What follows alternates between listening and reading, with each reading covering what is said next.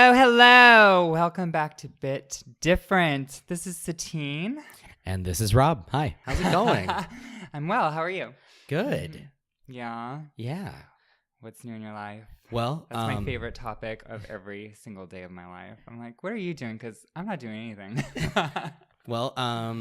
This past weekend, I celebrated a birthday, my own, but Did I know that? I think you did.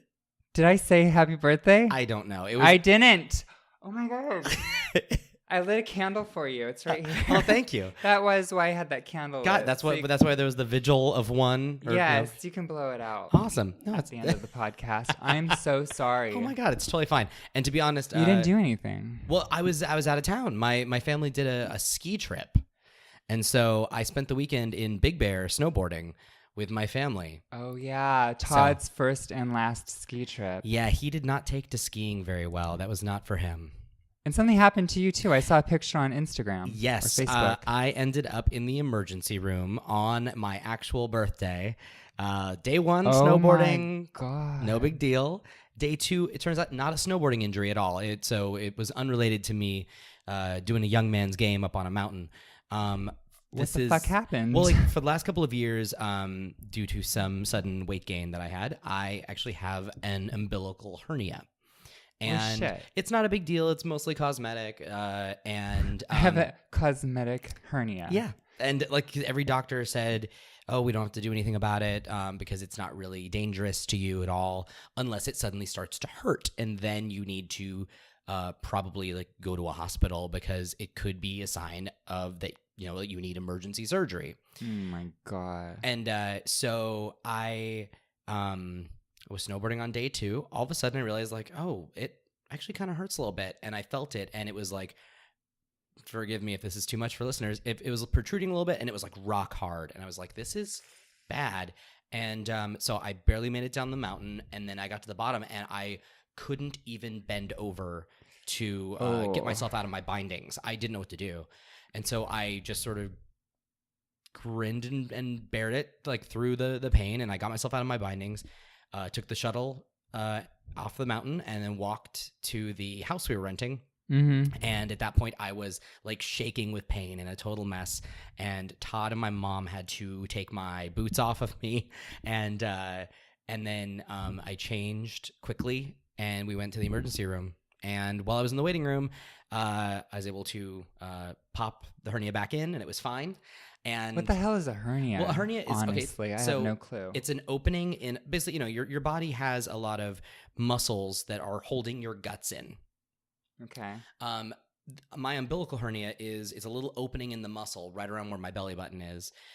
So the muscle's opened up a little bit, which means technically some guts kind of want to poke out through that hole. Oh my God. That sounds awful. Well, and the doctor said it's like your body is spilling into your body. The doctor said it's either like organs or it could just be like fat kind of coming out. But the whole idea though with a hernia is that it goes through that opening, and if it can't get back in your body, then it's considered incarcerated.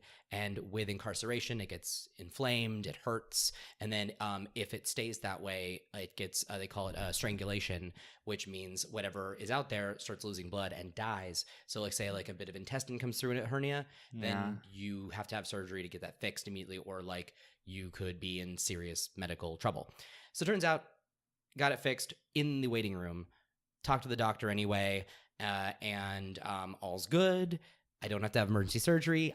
I do have to have surgery eventually, though, yeah. Because the fact that it got to that point once means it will happen again. But you don't look fat to me, so I'm down 20 pounds from where I was when I gained it, but I gained 40 pounds in about maybe a year, and it was just kind of enough. I think my body was kind of like, where I have a problem now. Okay. My sister got one when she got pregnant, which I think it's much more common for pregnant women to get it just because the muscles are opening up when they expand. Yeah. I just had some sudden expansion, and maybe it was gas. Maybe. So anyway, maybe you were holding in a fart too long, and you just had to let it out. But you're like, no, never.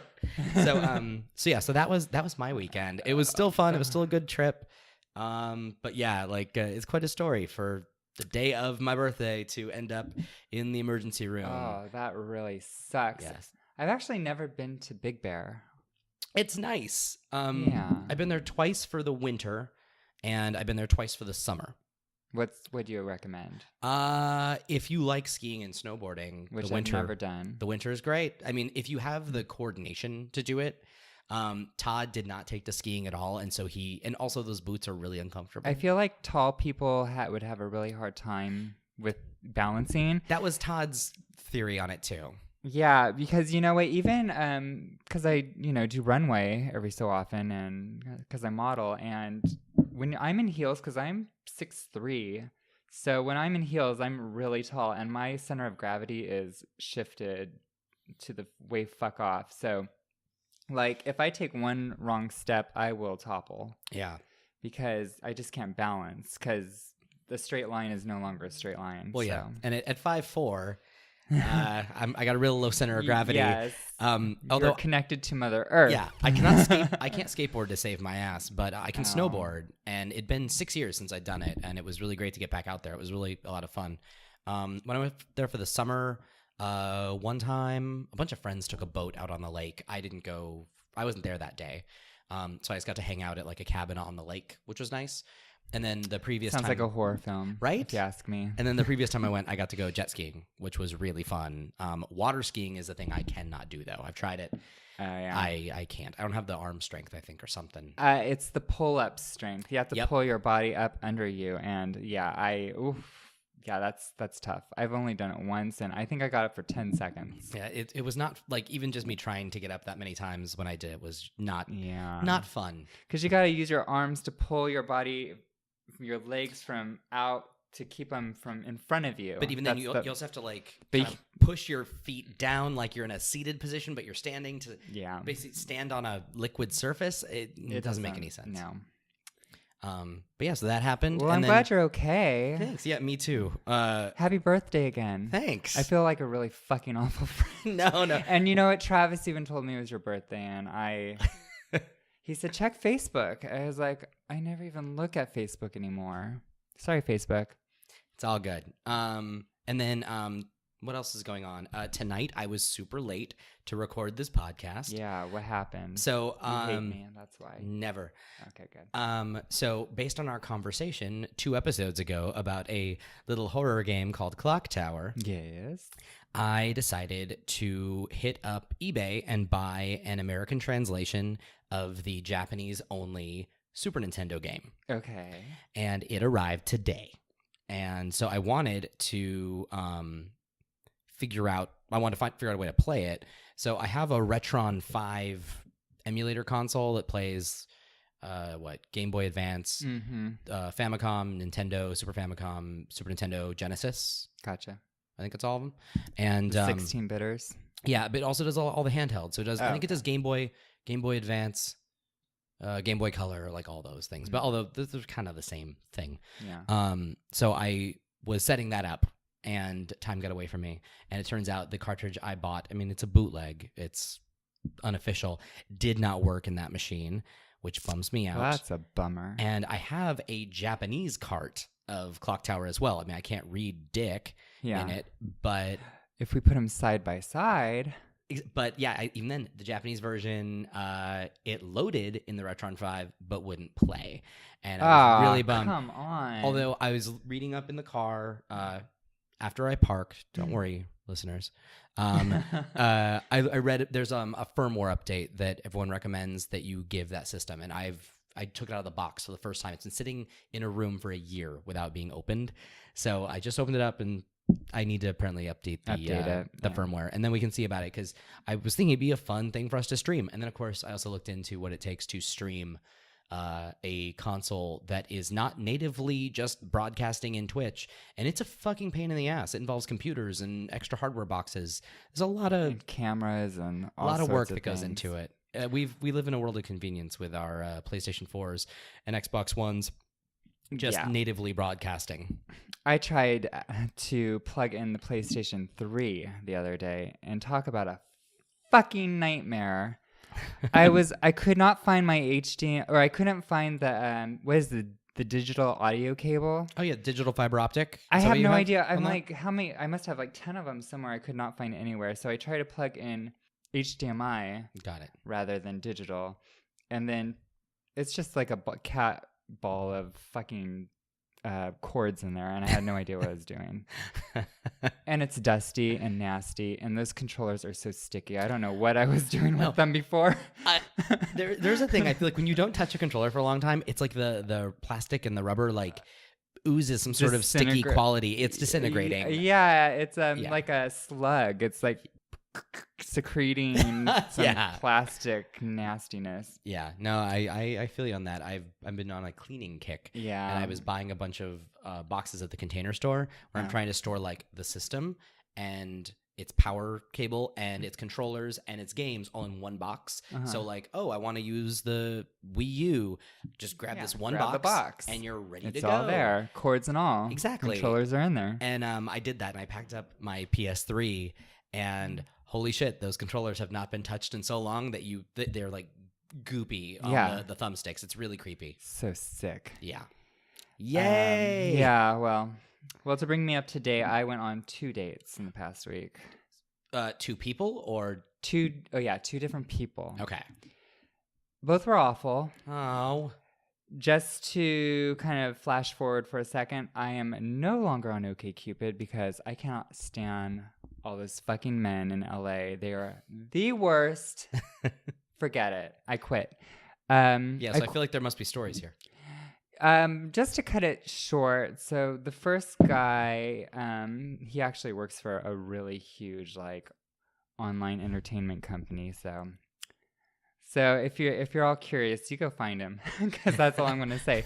But he was talking to me about how him and his ex at the time, they were together for 3 years, and he didn't get any sex from her after the first year. So they were together 3 years and only had sex for 1 year. And I was like, why are you telling me this on our first fucking date? But gets right into it. He got right into it. And so he started to talk to me about why she wouldn't have sex with him. I said, well, were you stimulating him mentally? Or were you stimulating her mentally as well as physically? He's like, I'm a dude. I don't know how to do that. I was like, you've got to be fucking kidding me. So then he was like, well, at least she was into anal. So he was like, wow. Sorry, viewers, if this is too graphic, but I don't care. So he was like, I would stick my finger in her and literally tickle her turd. And I was like, oh, God. This is so fucking foul. This is our first date. Was this over dinner or was this just drinks? It was drinks at a bar. It's still better than dinner, but still. It was a cute bar, though. It's completely not. Who says that on a first date? But at the time when he told me this, I was laughing so hard I almost fell off my bar stool because who talks like that? People in LA. Secondly, this guy came over to my place the other day because we were supposed to walk to like a restaurant or whatever. And he's the surfer from Marina Del Rey. And I told my roommate, I said, you have to stay here because I don't know what this fool's going to do because he comes here, we're supposed to go to coffee. He literally tries to jump my bones right then and there. I'm like, my door is open and my roommate's right there. This is so weird. So I said, no, let's go. He's like, really? Can't we just snuggle? Ew. He smelled like a pot farm. And I was like, how did you even drive here? He's like, I guess I'm just used to it. Ew. Yeah, that's a little bit of a red flag showing up to a kind of first date that's super high. A functioning person on that high is just too much. I mean, I can, a little bit here and there, but that's just a degree I can't work with. So anyhow, I said, are we going to go to coffee or not? And he said, I'm just going to go home. He was literally here for 5 minutes and then went all the way back, high as a kite. So I said, fine. So no more dating. I'm over it. It's stupid. Just no more dating at all? No. I don't care if I don't know who's hot. Orlando Bloom comes to me and says, hey, I saw you. You want to, no thanks. Bye.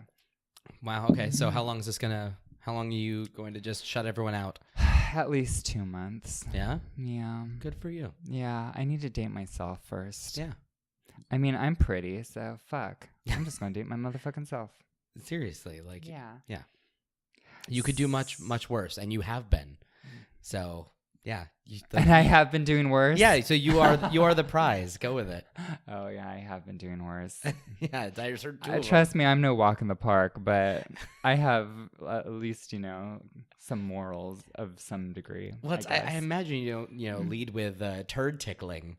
Oh my god, I just imagine it.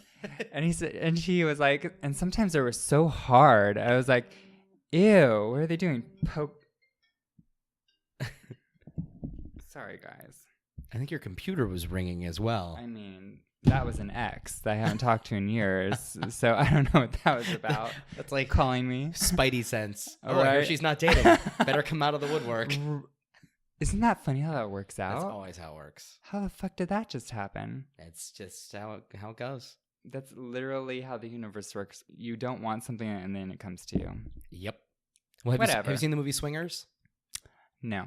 Because like in that, there's a thing where it's just like as soon as you think you're happy, you're gonna hear from, someone that kind of just throws you off, and like that's a big message of that movie. At least if memory serves, it's probably been about 15 years since I've seen that movie. Wow, well, that's fun. Yeah.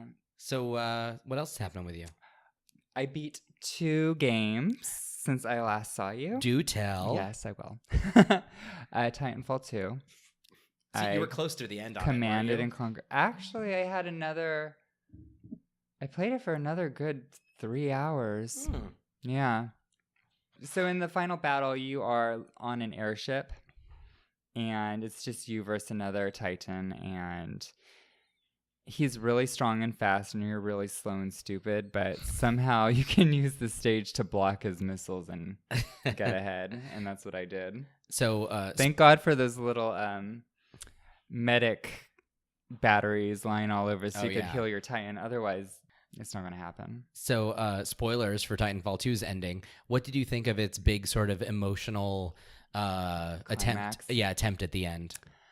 I expected it, only because that's what people do when they want it to be dramatic. Yeah. Am I allowed to say what it is?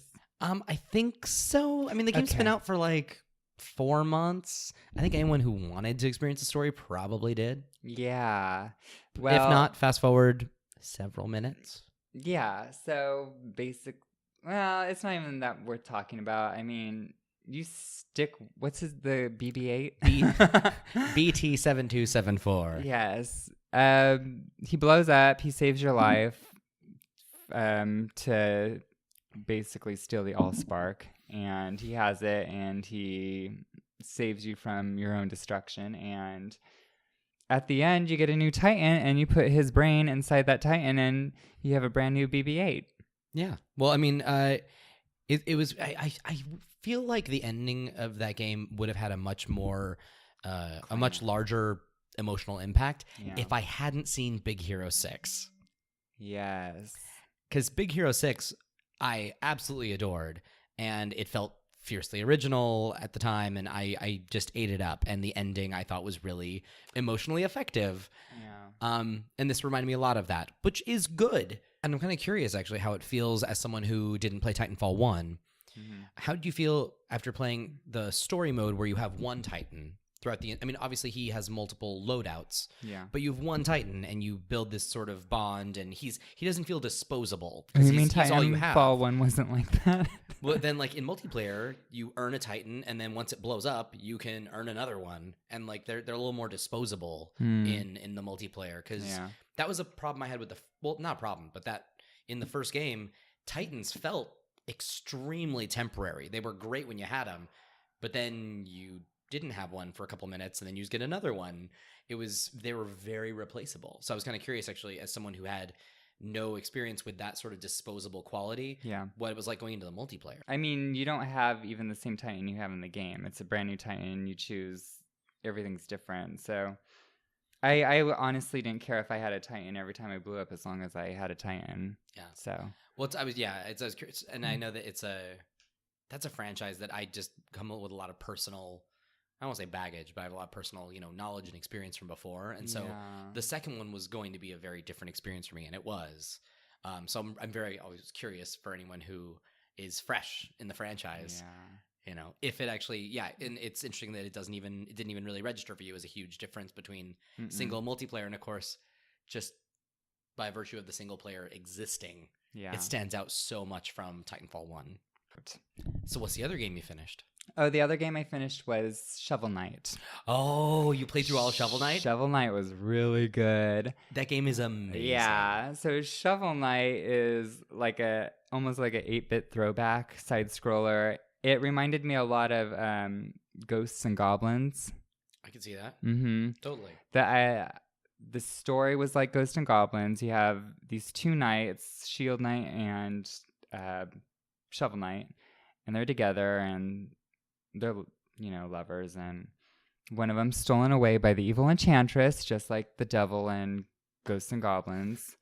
And so you basically go through all the levels trying to save her. But it had a lot of throwbacks in it. So I felt like you were playing Mega Man the whole time. Mm-hmm. I felt like I was playing Metroid, in where the alien kind of... A lot of the villains in it reminded me of like you had the cutscenes of like the sub-bosses, mm-hmm. where the screen was black and you had one big like monster to fight. That reminded me of Mega Man. And DuckTales with the pogo DuckTales with the pogo stick. Yeah, the pogo shovel. Yep. That game has such great sort of 8-bit DNA in it. Oh, so Super Mario Brothers 3 with the map system. Oh, yeah, the overworld. Yeah, the overworld. I'm so glad that you finished Shovel Knight. That game is so good, and it's challenging, but like doable. Yeah, I did almost all of the side missions. There's one I didn't finish, and I didn't replay the game. After you beat the game, you can replay it as Plague Knight. Plague Knight. Yes. Yeah, and I didn't do that. Oh, well, are you saving it for later, or are you going to do it? Because Plague of Shadows is amazing. Really? Like, why is it so different? Okay, so I heard isn't it the same story with a different character? Except it's not. It's totally it's so good. So yeah, they did a free expansion for the game called Plague of Shadows. It is the entire the same duration of the game, so it's an entire extra game basically, where you play as Plague Knight, mm-hmm. and Plague Knight's combat style is completely different from Shovel Knight. Mm-hmm. So the way he works is he throws jars. The little chemical jars. Exactly. Mm-hmm. And as you play, you unlock different types of jars. So some bounce, some roll. Some blow up. And when they blow up, some of them cause like an upward hit. Some blow outward with two little things that climb the walls. Mm-hmm. And so depending on... And you can change it on the fly. So depending on how your equipment loadout works... The whole game is different, and because Shovel Knight's he's so much about attacking straight down and attacking straight in front of him. Yeah. While Plague Knight is more always diagonally down. So it's more about what's in front of you, but also down low, unless you can throw stuff up high. And so you often have to think about how you can jump and throw stuff down. And as you throw stuff down, it keeps you in the air. So that's how you sort of juggle yourself in the air. So you can hover. Exactly. Every time you're throwing stuff, you're still hovering. It's really good. I wasn't that excited about it until I think I waited a good... But all the levels are exactly the same, right? There's slight redesigns to them for the different mobility that he has, I believe. Gotcha. And then they're working on another expansion as well. I can't remember what it is, but I'm really excited about that one too. What did you think about that typical battle before you fight the Enchantress, where you have to fight all the bosses I thought it was in one round? I thought it was amazing, but it was also really difficult. But that actually felt very much like Mega Man. Because in Mega Man 2... You fight all the bosses again. Before you go into Wily. Did you do that in DuckTales as well? I don't think you do it in DuckTales. Maybe Just DuckTales 2? I don't know. I never played DuckTales 2. But I know in Mega Man 2, you do fight all the Robot Masters, and at the end of each one, you get one big energy pellet. And in Shovel Knight, after you beat every boss, you get a turkey. Food. Uh-huh. And it felt really good to do all that. And the soundtrack to Shovel Knight is so good. Yeah, the minstrel played all those songs for me. There's a minstrel, so you collect the music sheets throughout the game. You give these music sheets to the minstrel in the town square, and he will play these songs for you whenever you want. So he's pretty much a jukebox. He's a jukebox, yeah. Well, and it's worth playing Plague of Shadows just so you can get to the Troupple King. I can't imagine fighting the Enchantress with the Plague Knight, because she's always in the air. It's so good. It's totally worth it. It's amazing. I loved doing that game again. But you have to at least play it to get to the Troupple King, because in the game there's like a cult, pretty much, or a religion around this fish that has the head of an apple. So it's a trout meets apple, hence the Troupple King. And people like worship it, and it gives you like health elixirs. Yeah. And during the songs that they perform when you go to the Troupple King, if you hold, I think, down on the D-pad or maybe up, Plague Knight dances. It's adorable. Oh, see, that will be worth it. And Plague Knight's a little cutie in a cloak with like a Renaissance doctor's bird mask. Yeah, Plague Mask. Yeah. And it's Plague Mask. Duh. It is amazing, and the soundtrack is so good. It was good. What have you been playing? I've been playing more Overwatch. Okay. Not enough though, because I'm still not. Who's your favorite character? My main character that I've been playing with the most is Lucio, because I like the fact that he has his health benefit for everybody is just if you can see them. You actually don't have to hit them. You just be near people and they are better. Mm-hmm. And then I like Mercy a lot. So I like the healers. Oh, see, I like Farah. Mm-hmm. Her, the blowback on her weapon always kills me because I always shoot it too close to a wall. Yeah, I've never killed myself in that one. I'm not, because I always stand on like a ledge and just shoot towards like the enemies from a distance, like a cannon. She's meant to be from the sky though with her jets. Yeah. I love like May. I've gotten pretty good with May. The ice girl. She's infuriating to have someone play against you because she freezes your ass. Yeah, she's the worst. Yeah. But May is bae. She is pretty May good. Is so bae. She's so cute too. That's a good cosplay. Yeah, she's adorable. So I've been playing some Overwatch, and I did the beta for Honor. Oh, where you choose the faction. Yeah, Samurai, Knights, and Vikings. Yes. And I did the beta over the weekend. I watched a few people play it. I didn't love the beta, but the beta was mostly multiplayer, and multiplayer is not always my scene. I'm really excited about the story mode. I think the beta was like a stress test for their servers. Oh. But the story mode seems really compelling. I'm excited about Every that. time I tried to upload or download or whatever load it, it wouldn't let me. Really? So either I just didn't have enough space on my, because I really don't, but it said content is not available at this time. Whenever I tried. Well, when did you try downloading it? On Saturday, I think. Yeah, it should have been available unless you just didn't have the space. Well, it was available. It just wouldn't let me download it or It's a upload. bummer. Yeah. I did that, and then I've been playing mostly Neo. Oh yeah. What do you think of that? Why does he look like The Witcher to me? Because he looks like The Witcher. Yeah. He's The Witcher has gray hair, but this guy's blonde. They talk differently though, because like Geralt is just gravelly with no real accent, and this guy is Scottish, Irish. He's based on a real dude. Oh. It's weird. Neo is grounded in like Japanese history and folklore. So there's a lot. I mean, for people that know the stuff, I'm sure it's kind of scratching a lot of itches for people. I'm just sort of enjoying it because it's throwing weird shit at me, like talking cats and stuff. And I hear it's one of the only games out right now that you can change the bit rate. Oh yeah, the frame rate. The frame rate. Yeah, and the resolution. You can change all sorts of stuff.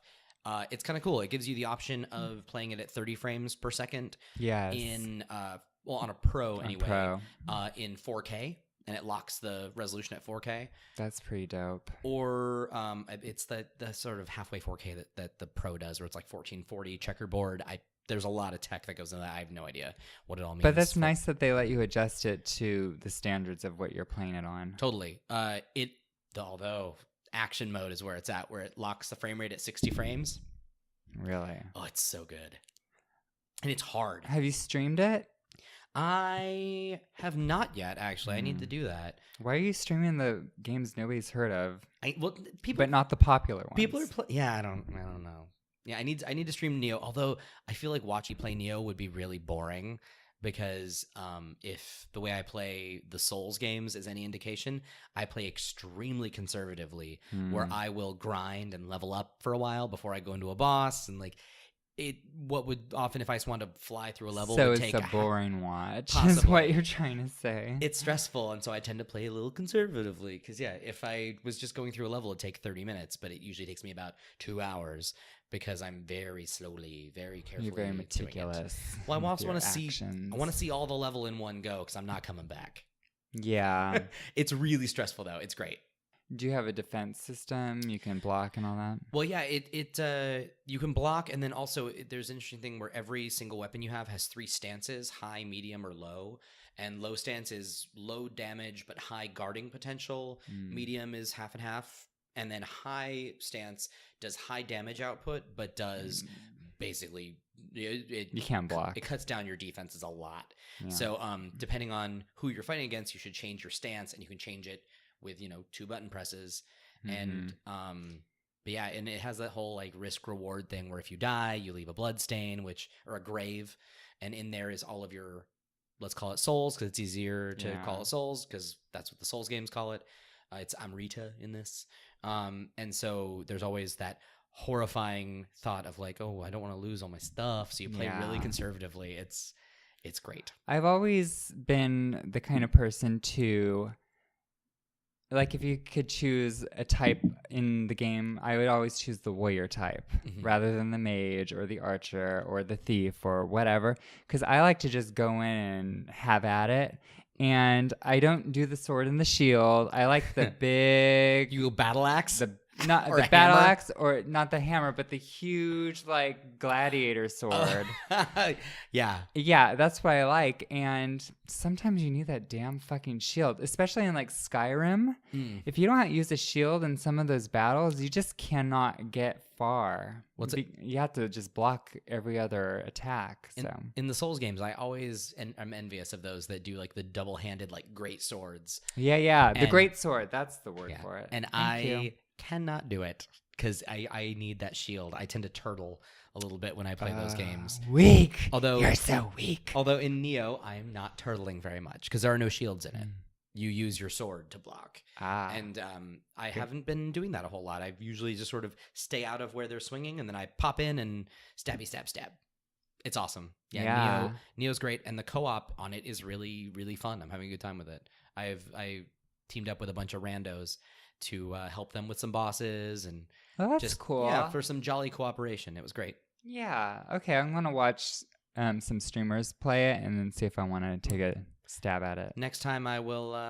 I'll start broadcasting because I need to do that more. Yeah, and I know I say that every know week. when you broadcast, because I don't even know if I'm following you because I don't know. Well, you have to check the friends list and just see if I'm on.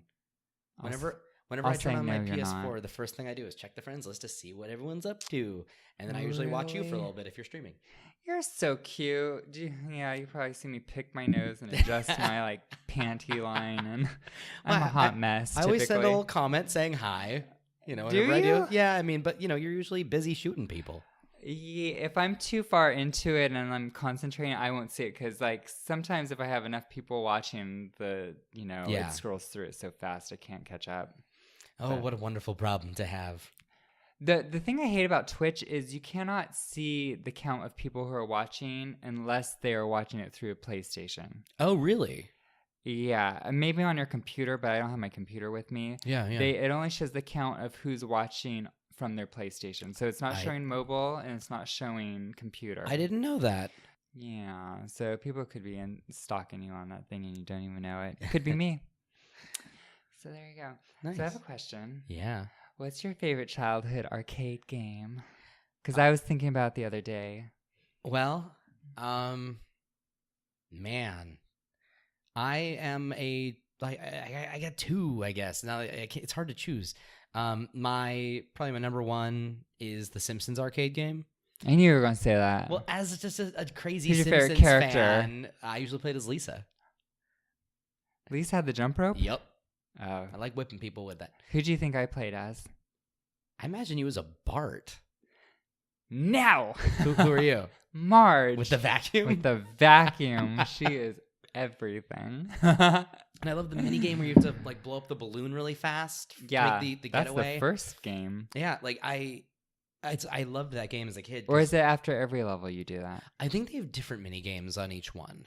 Yeah. The first one's definitely the balloons because you escape. Yeah. It's like that. And Maggie has the diamond in her as a pacifier. Like classic 4-player Konami arcade cabinet. It's so good. And it is crazy though, as an adult, like having enough money to actually just play through the whole thing. It's a short game. Yeah, it is short. And also it came out on, I think it came out on PS3 for download, which I bought it there also.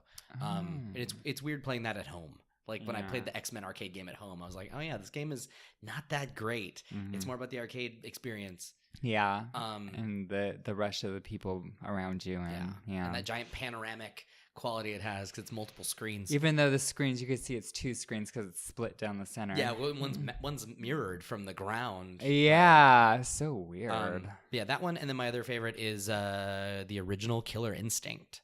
Oh. I can play through Killer Instinct, not on 1/4, but I have finished the arcade machine story mode multiple times. It used to be like a yearly thing for me. Well, who's your favorite character in Killer Instinct? Orchid. Oh, me too. All the way. 100%. Yeah. Spandex, yes. And she's also a really great character to learn the game on. And she has really good range. Yeah. And her things that go through enemy projectiles are really easy to do. She's a really great starter character. She's fast. And she was super, and she's just fierce as hell. Yeah. I love her. Other than her, I liked Fulgore. Other than her, I was a Jago guy, which it turns out Orchid and Jago are brother and sister. What? Well, that makes sense. Yeah. Yeah. No, Okay. I always liked Jago. I can see that. Yeah. So how's about you? What's your favorite arcade? So this game has literally haunted me my entire life because I loved it so much as a kid, and I could never find it in an arcade since I was like 8 years old. It was nowhere to be found. And then at my brother's birthday party, we went to Button Mashers. Yes. In Echo Park. And are you gonna say what I think you're gonna say? What am I gonna say? No, I'm gonna let you say it first. No, I want you to tell me. Is it Michael Jackson's Moonwalker? Michael Jackson's Moonwalker. I couldn't find that game anywhere. I loved that game growing up as well. To save my life. But so I played it, and of course I played right through it, which is also a short game if you have the money to play it. As an adult, when you actually have some quarters to throw at it, you realize how short those games are. Yeah, so in this game, it's really cool. If you've never played it, you play as Michael Jackson, and if you find Bubbles, the monkey, you become the robotic Michael Jackson from the Moonwalker film, and you're trying to beat that drug lord who is it, Joe Pesci who played him? Yeah. He just wants to get some kids some good drugs. You just want to save all the children, baby. Yeah. And whenever you get them, they're always like, Michael, and they run away. Michael! Well, and I love that your superpower. Your superpower. Everybody dances. Dun, dun, dun, dun, dun, dun, dun, dun, dun. Yeah, the robots dance. Everybody dances in that game. It's so good. Addictive. So the other thing, Horizon Zero Dawn, what do you think about it? I'm very excited. It looks great. I hope it's as good as I hope it is. I have yet to actually play a game from Guerrilla Games all the way through. Because they do the kill zones. Yeah, I never played the kill zones. Yeah, I've yet to play any of their stuff. I tried and I just didn't get through it. But I'm very excited about it. And it comes out in soon. 2 weeks. Yeah. It's coming up. Yeah, it's gonna be here. I'm gonna get it. Because it's I think I'm probably gonna get that on day one as well. I'm very, very eager to see how that game is going to. And it's play. PlayStation exclusive, and it looks beautiful. It looks stunning, and like just watching the footage, like the animation and the movement in it. The way her hair moves. Her hair. But they say they're only showing, for the most part, PS Pro footage. That makes sense. So I don't know if there's going to be much difference with the regular PlayStation 4 or what's going on there. But either way, I'm still going to be excited. Well, I saw a video last week, I believe, where they did a comparison of, and it was like with the developers. Okay. They did a comparison of the base PS4 to PS4 Pro. And PS4 Pro does have a leg up just in that it outputs at 4K and it has like a greater draw distance, I believe, and higher detail to things. Yeah. But the base PS4 is no slouch. No. It looks really good. And to be honest, I think we were seeing base PS4 footage for a long time until they really announced the pro and put it out there. And now, of course, we're seeing mostly pro footage. But I want to say some of the earlier stuff we were seeing was likely base. And I really don't think that... I mean, if right now the Pro is largely for people who have 4K TVs. So I think anyone with a 1080 TV is not really going to be disappointed. Because it is interesting, like with this whole thing where we now have two pieces of hardware supporting the same software, that there's differences. And some of them are kind of pronounced at times, but they're not building substandard experiences on the original. So I think it'll still be good. I think it's going to be epic. It looks and amazing. You know what? A long time ago, I was like, if I'm going to design a video game, well, it's completely different from this, but it takes elements of what I always wanted in a video game, and it's pushing it together. So the one I thought of is a little bit more creative, but this looks good too. Until yours gets made. Until mine we got gets this made. one. Yeah. Yeah, and I think I'll only have maybe like a week or two to play through Horizon Zero Dawn, because then Nier Automata comes out, and I'm going to just kick it to the curb because I got to play that. Oh, that looks good. The demo was fantastic. Yeah. And the original Nier is probably one of the weirdest games I have ever finished. This looks probably just as weird. Yeah. Yeah. I'm really excited. But it's Platinum Games, and they made Bayonetta, so... Oh my god, who is my crush of the week? What? Okay, that brings us to this segment. Bayonetta. I love the beginning of every time you play that game and you press start, it goes, Bayonetta. So tell me more about her. Oh, well, Bayonetta is a hot witch who can manipulate time, and she can summon demigods, I would say, with her hair. Her wicked weave. Her wicked weave. Yeah. Oh, you're good.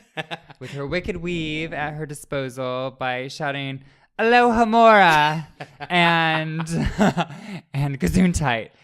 And yeah, she wears skin tight outfits. She dresses like a whore, and that's why I like her. Well, and Bayonetta is such an interesting character and an interesting game, because I had little to no interest in the game when it came out, the initial one. When I saw her, I knew I had interest, but tell me why you didn't have interest. Well, like, I just didn't understand the appeal, I don't think. And then I downloaded the demo. Hot women in latex. Well, and at the time, I think we were in the throes of Sarah Palin being around, and she was this sort of she has that. She is moment. sort of slutty Sarah Palin thing, because she's got like the glasses Slutty Sarah and Palin. And so like I downloaded the demo and I played the demo, and I remember thinking like the action in this game is really good and fast, because it's from the Devil May Cry, DNA, and it's just fantastic. But I couldn't really get that into the character, and I didn't really understand. She's so witty. Well, the thing is, its sense of humor is so strange, and I couldn't really figure out why. Because it's campy. Thank you. And I didn't know that. Like, I at the time, I just didn't piece it together. And the guy I was dating at the time saw the demo, and it ended, and he looked at me, he's like, so what'd you think? And I said, well, I don't know. I mean, the action was good, but I don't think I would buy this game. And his response was, you're fucking nuts. No, he straight up said to me, well, you don't have to buy it because I'm buying it for you, and you are going to play it so I can watch it, because that is hilarious. And he made me realize how campy and wonderful the game is in its campiness. And I just devoured the game because it's such a good action title, and it's so funny when you really when you stop imagining her so crass as trying to be like overtly classy, sexy. She's kind of this mess, and it's really funny. Yeah. And the great thing is she always knows she's going to win no matter what. Yeah. So she just has the best comebacks.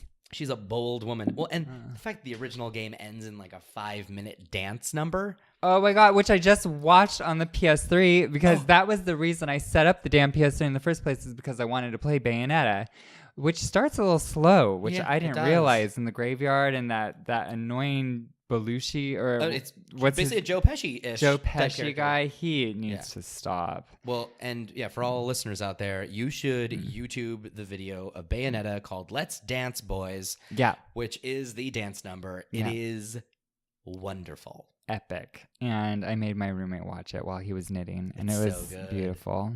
Oh, I love that game. And then I bought a Wii U because I knew Bayonetta 2 was coming. Which was only also for it, great. Which was so and good. the opening is great too when she's shopping. Well, and we basically get confirmation that her and Jean are pretty much a lesbian couple. Oh, God. Right? A power lesbian couple. I wish that was my life, honestly.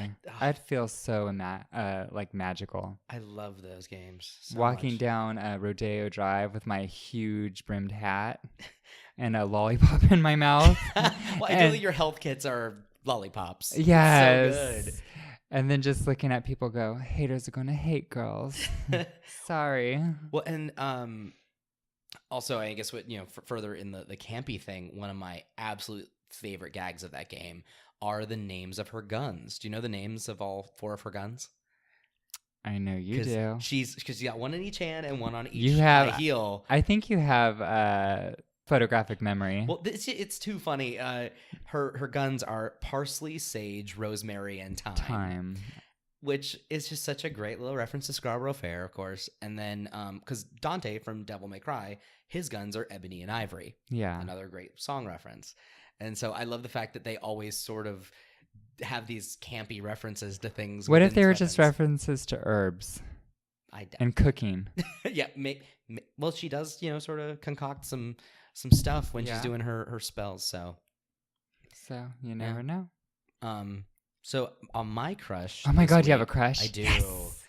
And it's funny. I don't know why I didn't think of this one before, because he's been a crush, I think, ever since the game came out. And that is Hanzo from Overwatch. Hanzo? He's the older bow and arrow Japanese guy. Oh, yeah. With the really good arm and chest tattoo. Uh-huh. And like the robot chicken legs. I don't know. Something about him. He has a kind I am face. so happy we don't have the same taste in men, because we can go out to the bars and we'll be fine because we won't hit on the same people. Well, I'm spoken for. I don't hit on people at bars. This is hypothetical. Okay, fine. When was the last time we went out to a bar together? Well, yeah. Let's start there. Okay, fine. Wait. Too real. Yeah. But yeah, love me some Hanzo. Although I cannot play as him to save my ass. If I play as Hanzo, I will die instantly. There's another character from like Mortal Kombat or something who looks like Hanzo to me. Not Shang Tsung, right? Or no, but did you see the Donald Trump meme? Oh yeah, yeah. I saw when you tweeted that. So good. So good. Yeah. Excellent. There are some updates on Mass Effect if we have time. Yeah, we do. Let's do it. Well, I'm just going to read through it really fast. I found actually this on the Nerdist website because it answered some questions I had. Yeah. And so one of the questions was I wanted to know how the romance system was going to work, because that's one of my favorite things about BioWare games. Yeah. So, yes, the romance system is back and updated for Andromeda. Both interspecies and same-sex relationship options will be making a welcome return. Kudos, BioWare. Thank you. This time, however, BioWare is aiming to make the relationships more natural and realistic, which I'm all about. Fuck, does that mean I have to return their texts? This will be The Sims 2.0 with different levels of intimacy. That means that in addition to romantic relationships, you will be able to form platonic friendships with other characters.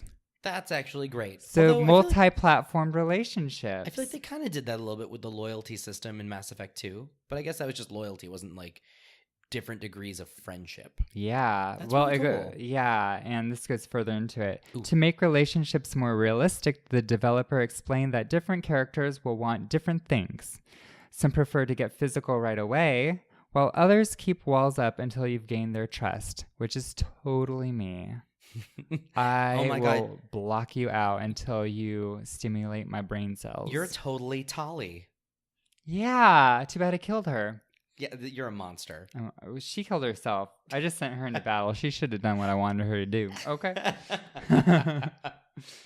I thought she was good enough. They've also gotten rid of the quote-unquote hard line, which in the past referred to the point when the characters can't be romanced beyond a certain point. Oh.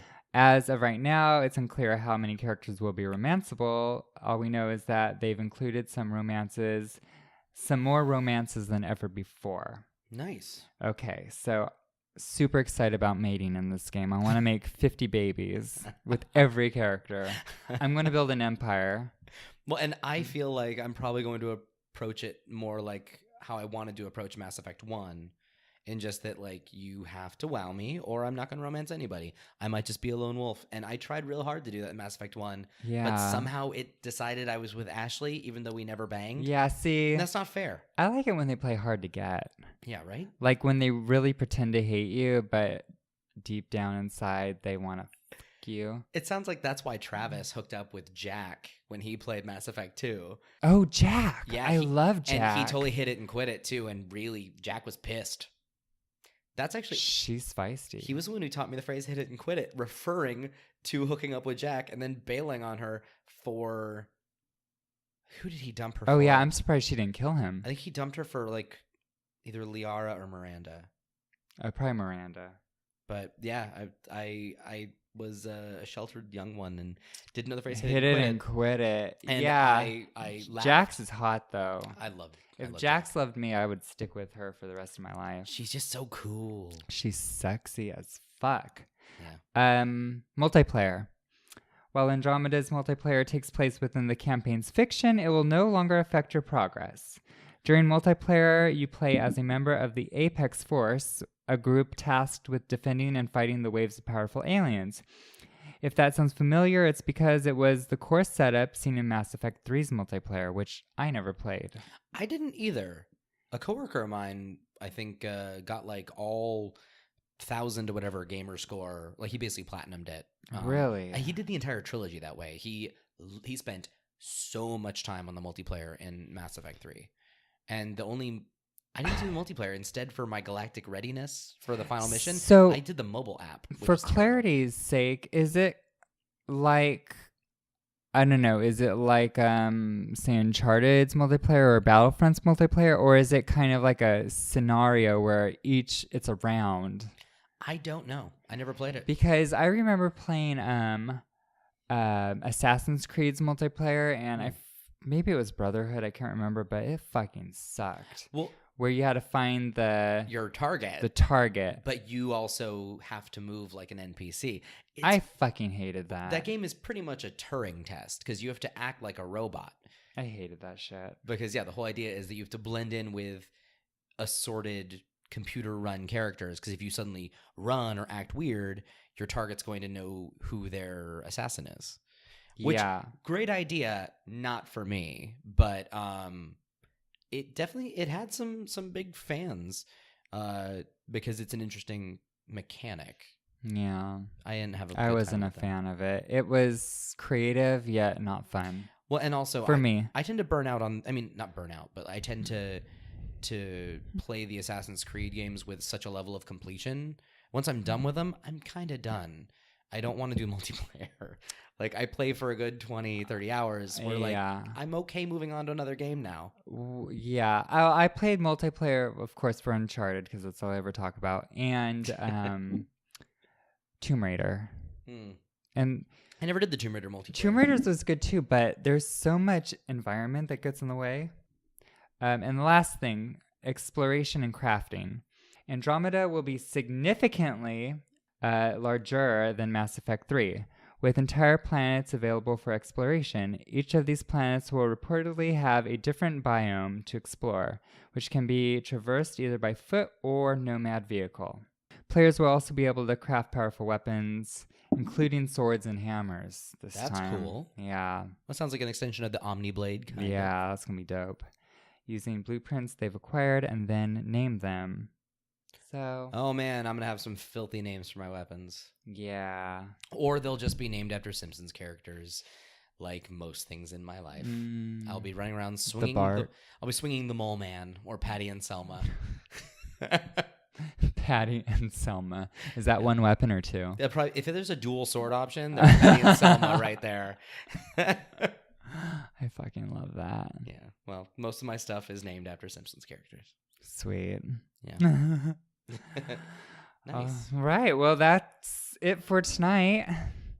And if you want to follow me on Twitter, social media, I'm Cetine the Dream on Twitter and Cetine the Dream on Instagram. And I'm also Cetine, just my first name, on Twitch.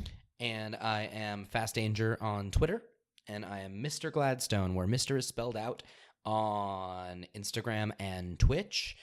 And if you want to follow the podcast, we are at BitDiff Podcast on Twitter and Instagram. And you can email us any sort of questions or opinions, whatever, at bitdiffpodcast@gmail.com. And so we are targeting to have new episodes every Wednesday, so we can be a little more regular. I know that you guys got 2 episodes last week. Yeah, you're Lucky welcome. You. One of them was a little short, but still, it was a double episode week. So yeah, we're aiming for new episodes every Wednesday, and just rate and comment in iTunes, and tell a friend. Yeah, tell a friend, tell 2 friends, tell your grandma. Hit us up on the social medias. Let us know you're out there, and if there's anything you want us to talk about, Oh yeah, email us. Yeah, or write us. What's your favorite arcade game? Oh yeah, Come what on. is your favorite arcade game? Let us know, and let us know via the social medias. All right, thank you. Bye. Chowsies.